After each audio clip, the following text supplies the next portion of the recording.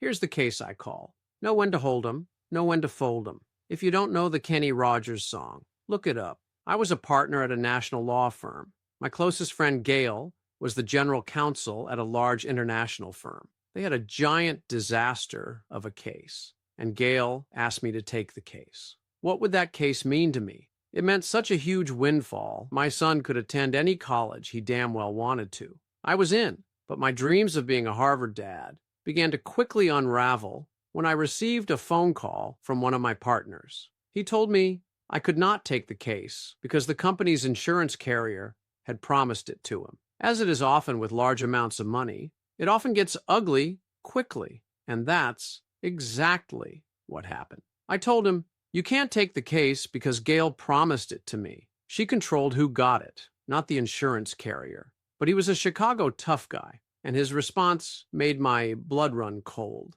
He said, "You don't have the votes on the executive committee, Jeffrey. I do."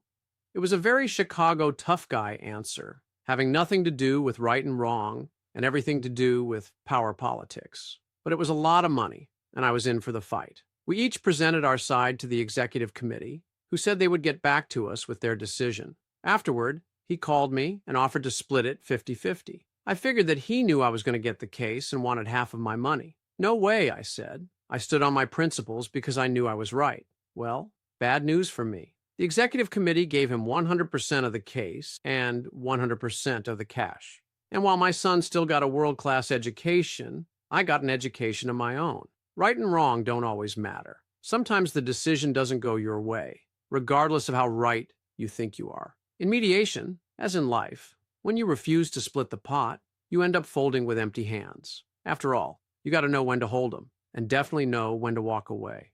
I'm Jeff Kravitz, expert mediator in Los Angeles. I solve problems. Let's talk about yours.